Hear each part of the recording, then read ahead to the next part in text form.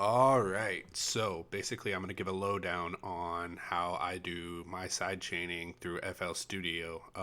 I do mine a little differently than I see a lot of people posting online or talking about. They seem to use like a limiter method or, volume automation, which is fine. It doesn't really matter. It's all preference technically. But I guess I'm going to explain how I use mine with the peak controller.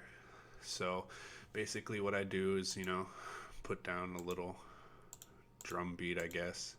So we have uh,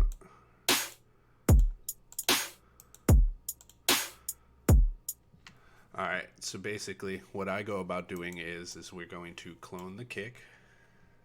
Let's assign this to, let's go to 5. So what I'm going to do is rename and recolor this. Let's go ahead and call it Ghost. And then now that we have Ghost, go to here, rename, recolor, blah, blah, blah, Ghost, cool. So now what I'm going to do about mixer channel 6 right next to it here is this is going to be my initial bus. So I'm going to call this one bus 1.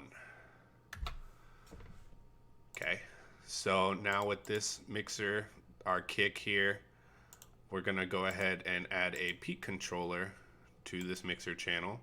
Make sure that it's muted. That's important. Turn the volume all the way up, and I usually turn my decay up a little bit and my tension down a little. So you could play with this until you get your general preference down, but this is pretty much my go-to immediate how I go about it. So then after we have that, what we're going to do is we're going to right click the volume knob for our first bus, and it's going to be link to controller. Now we're going to link this to the peak of the peak controller, and then we're going to want to have it inverted. So if you leave it at 1, for some reason it hits at about 120%, and we don't really want that. So I usually always do 0.8, and that's 100% input from top to bottom. So go ahead and accept that. So now anytime that our Ghost kick hits, what it's going to do is automatically go to the shape of the kick from the peak controller and mute out the volume just for the shape of the waveform of the actual kick. So we're going to get something like this. Now sometimes it looks like it doesn't go all the way down, but it does. FL Studio just kind of likes, to glitch a little. So if we take like an init preset here on Serum, and we have that on mixer channel 8, let's go ahead and route that directly to this track only, to our first bus. So that way if we drop something on here, we can, I don't know. And you kind of get a visual representation here on the waveform, since I turned the waves on the mixer, and you can see how it's actually shaping the volume.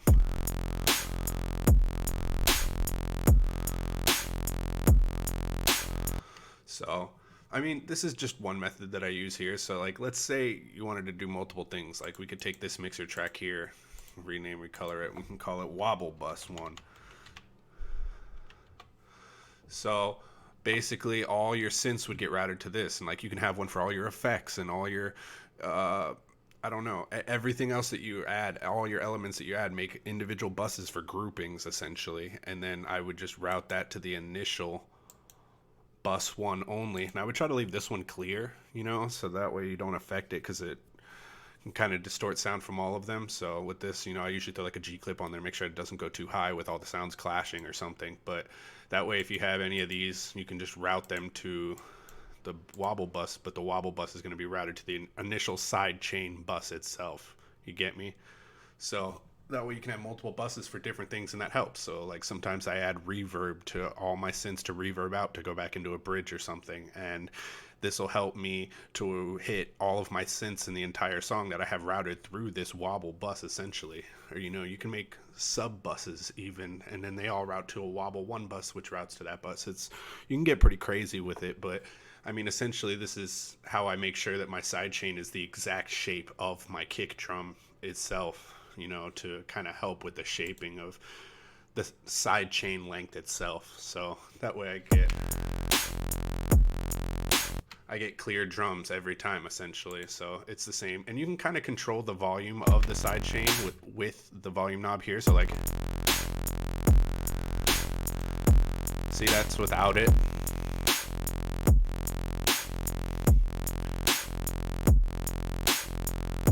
And you can kind of hear how when you turn it up more, so like you can get in here and shape it and do all sorts of things you want in the actual channel itself. But you know, this is essentially how I go about doing my sidechain. So I hope that was a help to at least somebody out there. Thanks.